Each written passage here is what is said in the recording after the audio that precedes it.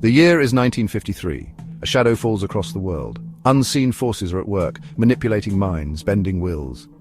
This is not science fiction, but a chilling reality. In the United States, the CIA launches MK-Ultra, a top-secret mind control program. Its aim, to weaponize the human psyche. Across the Atlantic, a similar program is taking shape, shrouded in even deeper secrecy. This is the story of British MK-Ultra.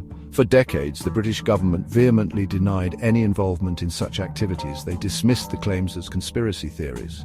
However, in recent years, the truth has begun to emerge. Declassified documents, painstakingly pieced together, paint a disturbing picture.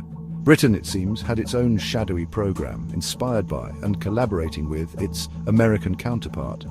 This was not just about Cold War paranoia, but a quest for control that cut to the heart of what it means to be human. The epicenter of this dark chapter in British history was the Maudsley Hospital in London. Renowned for its psychiatric research, the hospital housed a secret underground wing. Here, within its sterile walls, doctors and scientists funded by MI5 conducted their sinister experiments. Their subjects? Often unsuspecting patients, lured by the promise of treatment, only to become unwitting participants in a terrifying experiment in mind control. But the conspiracy stretched far beyond the confines of the hospital. Its tendrils reached into some of Britain's most esteemed academic institutions. At Oxford and Cambridge, brilliant minds were recruited to the cause. Professors, under the guise of stress response research, designed experiments to push the human mind to its breaking point. Sleep deprivation, drug-induced hallucinations, subliminal messaging, all were employed in a relentless pursuit of control. The techniques used in British MK-Ultra were as varied as they were inhumane. LSD, the mind-bending drug, flowed freely. Patients were plunged into drug-induced states, their perceptions distorted, their memories fragmented.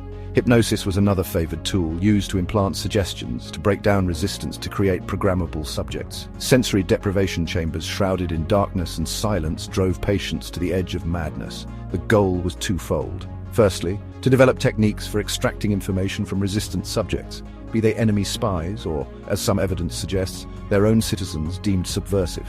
Secondly, to create sleeper agents, individuals who could be programmed to carry out acts without their conscious knowledge. The ethical implications were ignored, brushed under the carpet in the name of national security. And who were the architects of this shadowy program? The names remain largely hidden, buried in redacted documents and sealed files. But whispers persist, hints of powerful figures operating in the shadows. Senior figures in MI5, politicians, and even members of the royal family have been implicated. The full extent of their involvement may never be known, but one thing is certain. This was not the work of a few rogue operators. This was a coordinated effort, sanctioned at the highest levels of government. But as the program progressed, so too did the risks. Experiments went wrong. Patients suffered irreparable psychological damage. Some even died. The architects of British MK-Ultra faced a dilemma: expose their program and face public outrage, or bury the truth forever, silencing the victims. They chose the latter. The evidence, though fragmented, is compelling. Witness testimonies from former patients, haunted by fragmented memories of their ordeal. Declassified documents, heavily redacted but still revealing glimpses of a program gone rogue. And then there are the whispers, the rumors of similar programs continuing in the shadows, their methods refined, their existence even more closely guarded. In recent years, disturbing reports have emerged from UK immigration detention centres. Detainees, often vulnerable individuals seeking asylum, have described experiencing tactics eerily reminiscent of MK-Ultra: isolation, sleep deprivation, noise bombardment, all designed to break down resistance to induce compliance. Coincidence? Or a chilling indication that the legacy of British MK-Ultra lives on? The British government, of course, denies any wrongdoing. They claim that such tactics are not used, that any similarities to MK-Ultra are purely coincidental. But for those who have studied the program, the echoes are too loud to ignore. The language may have changed, the methods may have evolved, but the underlying goal remains the same: control. The question we must ask ourselves is this: if governments were willing to experiment on their own citizens in the past, what might they be capable of today? In an age of mass surveillance, data collection, and artificial intelligence, the potential for abuse is greater than ever before. The lessons of British MK-Ultra are not confined to the history books. They are a stark warning for our time, a reminder that the price of liberty is eternal vigilance.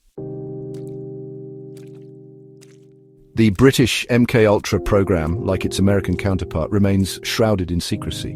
Many questions remain unanswered. Who were the key figures involved? How many individuals were subjected to these experiments? What were the program's ultimate goals? And perhaps most disturbingly, did it ever truly end?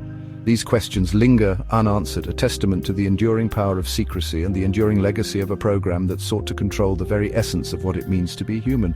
The quest for truth continues. The story of British MK-Ultra is not just a historical curiosity. It is a stark reminder of the fragility of freedom, of the ever-present potential for abuse of power, and of the importance of holding those in authority accountable for their actions.